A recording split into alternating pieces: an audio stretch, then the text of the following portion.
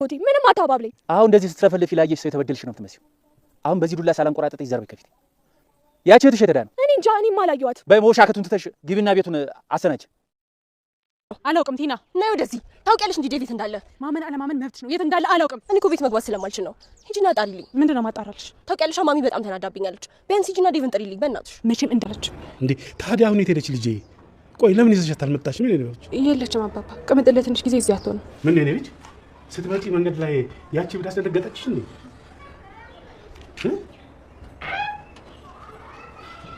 ብዙ ጊዜ ስራ ላይ ነው ማሳለፍ። ጎበዝ ልጅ። እኔ ሴት ልጅ እንደዚህ ጎበዝ ስትሆን ደስ ይለኛል። እና ታዲያ አሁን ለኔ ብለሽ ስራ አስፈታሽ አይደል? አይ ዛሬ እንኳን ስራ የለም። ስራ አቁሜያለሁ። ምን ተማምነሽ አቆምሽ? ሌላ ነገር እያሰብን ነው። እንረዳት ይገባል። እሷ እንደዚህ ሆነችበት ምክንያት ምን ከሆነ እኮ ችግሯ ለመፍታት በጣም ቀላል ነው የሚሆንልህ። እሺ ግን በዚህ ልክ ዋጋ መክፈል አልነበረብሽ። ምን አለበት እናት ብቻ ወደ ጤንነቷ ትመለስ። ምን ችግር አዋሹ ምን የሚያስጨንቀው ነገር አለ? አሁን አዴ በእጁ ገባች አይደል? ምን ያሰገዋል? እሱ አይደል እንደሚያስጨንቀው። አዴ ለዴቭ ቤተሰብ አትመጥንም ማለት ምን ችግር? አይ ፊት ልክ አይደለም። ደግሞ እናትም ደውላልኝ ነበረ። ምን አለችሽ? የሆነ የሚያስጨንቀው ነገር አለ እነግርሻለሁ እያለኝ ቆይ እያለኝ ነው አለችኝ። የሆነ የደበቀኝ ነገር ሳይኖር አይቀርም አለችኝ። ምንድን ነው እሱ? አይ ምንም የለም። አዴ ቁም ተፈሽ ነው።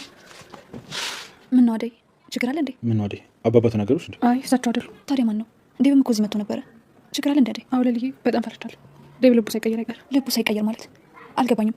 ቆይ እንዴት? ልክ እንደ ኤላ አልገባኝም። ልክ እንደሱ ዴቭም ስለኔ ለቤተሰቦቹ መናገር ከበደ። ምን? አዎ ለልዬ አይ አዴ በጣም ለምትወዳትና ለምታከብራት ጓደኛዋ ለሌሊ ዴቭ ልክ እንደ ኤላ እንደሚሆን እየነገረቻት ነበረ።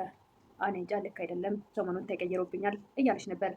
ዴቭን በበኩሉ እናቱ ስትደውል ያለውን ነገር በግልጽ ለመናገር እጅግ በጣም የፈራ ይመስላል። ለምንድን ነው ዴቭ የፈራው? በጣም ይወዳታል። እሷንም ደግሞ ተከራይቶ ይዟት እንዲኖር እየፈለገ ነው። እዛ ቤትም ብዙ ነገሮች መስዋዕት እየከፈለ ነበር። ባዴ ግን ለቤተሰቡ መናገር ለምን አሳፈረው?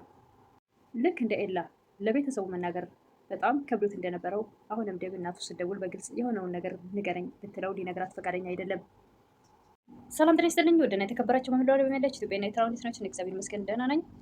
ሰራተኛዋ አደይ ክፍል 26 ክፍል 126ን አብረን እናያለን። የባለፈው ክፍል ሪታ አደይን ዴቭ ለቤተሰቡ ለማስረዳት ስላንቺ ተጨንቋል እያለች ነበረ። ምን ማለት ነው? እንዴት ነው ስለኔ? እሷን በጣም ደንግጣ ነበር። ለዛ ነው ለካ ዴቭ እንደዛ የሆነው እያለች ዴቭ ጠጥቶ ራሱን ስቶ በቃ የራሳቸው ጉዳይ አይመለከታቸውም እያለ እየጠጣ ነበርና በፍጹም መጠጣት የለብህም እያለች ስትከላከል ስለነበረ አደይ ያ ነገር በአእምሯ ተሳለ። ስላንቺ ቤተሰቦቹን ለመንገድ ተጨንቋል፣ አንቺ ከተገቡ ራቂ እያለች ነበርና ሪታ ያ ነገር በአእምሯ ስለተሳለ ለካ ለዚህ ነው ብላ ለሌሊ ሄዳ እየነገረቻት ነበረ። ዴቭ ሳይቀየር አይቀርም እያለች ነበረ። ሌሊም እንዴት በፍጹም ዴቭ ሊቀየር አይችልም፣ እንደዚህም አይሆንም፣ እኔ ሄጄ አዋራዋለሁ እያለች ነበረ። በሰዓቱ ባቡሬም ስለነበረ በፍጹም አንቺ ሶስተኛ ወገን መግባት የለብሽም፣ እራሳቸው መፍታት አለባቸው እያለ ነበር። ሌሊም አይ በፍጹም እንደ ኤላም አይሆንም፣ ዴቭማ እንደዚህ ሊሆን አይችልም፣ አናግረዋለሁ፣ ዴቭ እንደዚህ አይነት ሰው አይደለም፣ እንደዚህ አይነት ልጅ አይደለም እያለች ነበረ ሌሊ። አደይ ቅምጥል ስትሄድ አባቴ ነደራ ስላለቻት የቅምጥል አባት ከሄዳ ልትንከባከባቸው ሙከራ እያደረገች ነበረ። የት አለች? የት ሄዳ ነው? ጓደኛዋ ነሽ እያሏት ነበር። እንዴት እስከዛሬ አላየሁሽም እያሏት ነበር። እሷም አይ እኔ ሰው ቤት ነው የምሰራው እያለቻቸው ነበረ። እና ጓደኛ አለሽ ፍቅረኛ እያሏት ነበር። አዎ ለመደበቅ ሞከራ ነበር ግን አዎ አለቻቸው። እና አምጭና አስታወቂኝ ልመረቃችሁ እያሉ ነበረ። ታዲያ አባባ እንደዚህ ነፃነት ካለውት ለምንድን ነው የቅምጥልንና የኪንጎን ፍቅር የማይደግፉት እያለቻቸው ነበር። አይ ልጄ ያንቺና የእሷ ትክክል አይደለም፣ አንድ አይደለም። አንቺና የምትወጁ ጓደኛሽ ተወዳችሁ ሊሆን ይችላል፣ እሷ ግን ብቻዋን ነው የምትወደው። ኪንጎ በፍጹም እሷን አይፈልጋትም እያሉ ነበር የቅምጥል አባት። አደይም አይ ኪንጎ እኮ ይወዳታል፣ በጣም ንጹህ ልብ ያለው ሰው ነው፣ ንጹህ ልብ ያለው ልጅ ነው፣ እኔ ቀርቤ አውቀዋለሁ ኪንጎን እያለቻቸው ነበረ። እሳቸው ግን አልተዋጠላቸውም። የቅምጥል አባትም ልጃቸው ጎረምሳ ተከተላ ሄደች ማለት ነው። በጣም ያሳዝናል፣ እንዴት ሆኜ እንዳሳደግኳት ብታውቂ ልጄ እያሏት ነበር። ኧረ እንደሱ አይደለም አባባ እያለች ነበር አደይ። ግን ደግሞ ትመጣለች፣ ለ3 ቀን ብቻ ነው፣ እኔ ደግሞ አለሁ እየመጣሁ ጠይቀውታለሁ እያለቻቸው ነበር። ደምም ሮማን በአደይ ቦታ እዛ ቤት ተተክታ እየሰራች ስለሆነ በቃ አደይ ከአሁን በኋላ እዚህ ቤት አትመጣም ማለት ነው እያለ ነበረ። አደይማ በቃ ለቤቱ በጣም ጥሩ ሰራተኛ ነበረች፣ ግን ደግሞ አሁን በቃ ብላ ከሮማን ጋር ከሌሊ ጋር መኖር ጀምራለች ስላለች የፍቅር እናት በቃ ከአሁን በኋላ እዚህ ቤት አትመጣም። ለነገሩ አደይ እስከ መቼ ነው እዚህ ቤት ሰራተኛ ሆና የምትቀጥለው? አሁን በቃ መጣሁ ብሏቸው ተነስቶ ይወጣል።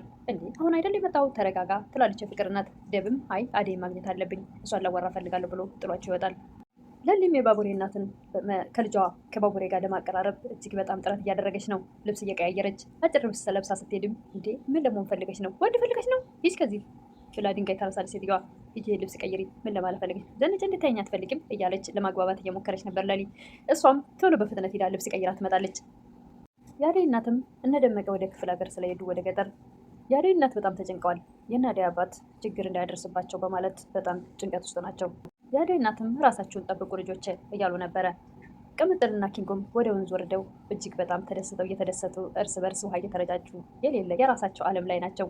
በዚህ ሰዓት ውሃ እየተረጫጩ ከርቀት ቅምጥልና ኪንጎ ውሃ ሲረጫጩ የገጠር ጉብል ትመጣና ውሃችን እኮ እናንተ እዚህ ውሃ ስትረጫጩ እኛ እኮ የምንጠጣው ውሃ ነው፣ አደፈረሳችሁ አቆሻችሁ ትላለች።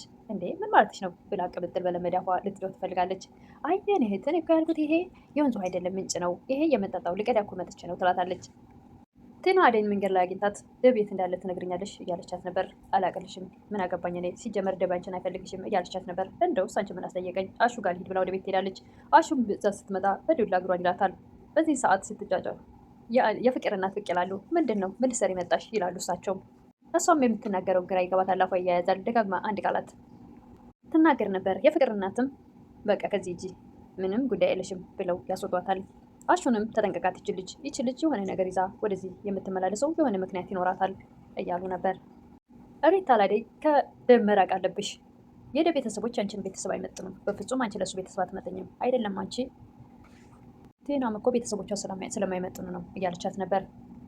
አደይም ሪታዬን ስትናገር በመጀመሪያም ደብ በስካር መንፈሱ ነው፣ ቤተሰቦች በቃ አያገባቸውም፣ በቃ ምንም አይመለከታቸውም፣ እኔ መወሰን አለብኝ እያለ ብቻውን ሲያወራ ሰምተው ስለነበረ አሁን ደግሞ ይሄ የሪታ ነገር ሲጨመር እጅግ በጣም በጣም ተጨንቃለች።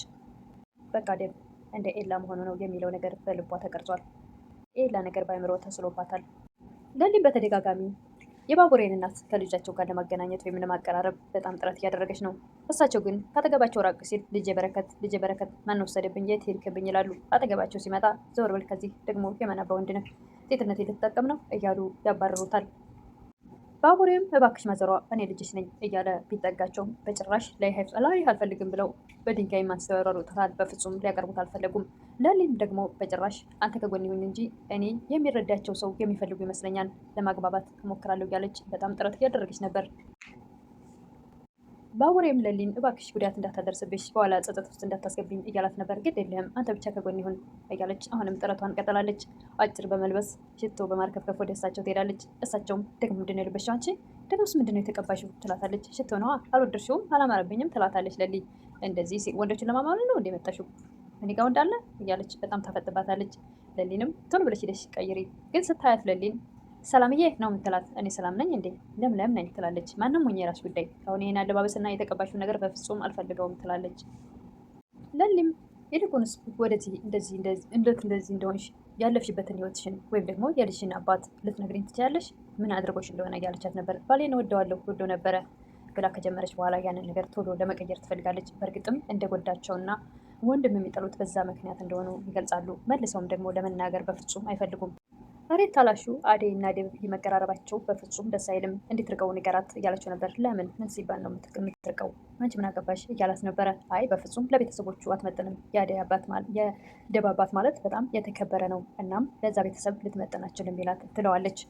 አሹም እናም ችግር አለው፣ የአደይ አባትም እኮ በሰፈሩ በቀዩ የተከበረ ነው፣ ብዙ ሰው የሚያከብረው የሚፈራው ሰው ነው ይላታል። አይ አንተ ምንም አይገባህም፣ ምን አመጣጠነክ የገጠርና የዚህ እያለች በጣም እያመነጫጨቀች ዝቅ አድርጋ በጣም ዝቅ ያለ የወረደ አመለካከት እየተናገረች ነበር። በእርግጥም ሪታ ደብን ትወደዋለች። እሷን በግሏ ምናልባት የቅናት መንፈስ ይሆናል እንደዛ የሚያደርጋት፣ ወይም ደግሞ አደይን ለመጥቀም ወይስ እሱን ደብ እንደዛ ለቤተሰቡ ለመንገር ሲጨነቅ አይታ ይሆን? ወይስ የቅናት መንፈስ? ብቻ የማይገባ ቃላቶች ስትነገር ነበር። እሷ የቤት ሰራተኛ ናት፣ እንዴት ነው ለቤተሰቡ የምትመጥነው እያለች። ሰራተኛ እኮ መስራት ሰርቶ መብላት እኮ ክብር ነው እያለ ነበር አሹ። ሰርቶ መብላት የሰውን ክብር ይቀንሳል እንዴ እያለ ነበር አሹ። እሷ ግን የቤት ሰራተኛ ማለት እጅግ በጣም ዝቅ አድርጎ አመለካከቷ የወረደ ነበር የምትናገራቸው ቃላቶች። አሹም ሮማን ወደዛ ቤት መታ ስራ በመስራቷ በአደይ ቦታ በመተካቷ እጅግ በጣም ደስ ብሎታል። እቅፍ አድርጎ ይዟት እያሽከረከራት ነበር። በዚህን ሰዓት ፍቅር ብቅ ትላለች። ቀናተኛዋ ፍቅርም ምንድን ነው ስራህን ስራ፣ አንቺም ወደ ስራሽ አንተም ወደ ስራችሁን ስሩ እያለች ስትኮሳተር ነበር። ለዛሬ ይዤ የቀረብኩት ሰራተኛዋ አደይ ክፍል 126 የሚመስል ነበረ። ቪዲዮ ያለቀው እንግዲህ የባቡሬ እናት ወደ ቅምጥል አባት ቤት ሄዳ በጨለማ በሩን በመክፈት ፊታቸው ላይ ገጭ ብላ ነበር። እሳቸው ስለ ልጃቸው እያወጡ እያወረዱ ጎረምሰች ማለት ነው፣ ጎረምሳ ተከትላ ሄደች ማለት ነው። ስልክም እየደወሉ አላነሳ ብላቸው ስለ እሷስ እያስቡ እያለ እሷ ቀስ ብላ በጨለማ በሩን ከፍታ ፊታቸው ላይ ድቅን ብላ ቪዲዮ ያለቀው እዚህ ላይ ነው። እንግዲህ በቀጣይ ምን እንደሚፈጠር አብረን እናያለን። መልካም ቆይታ ላለው ለምታበረታቱኝ እህቶቼ ምስጋና ከልብ ነው። ደግሞ አሁንም አብረውነታቸው አይለኝ እላለሁ። አዲስ ሆናቸው ሰብስክራይብ እያደረጋችሁ ቤተሰብ ይሆናሉ። አመሰግናለሁ። አበረታቱኝ።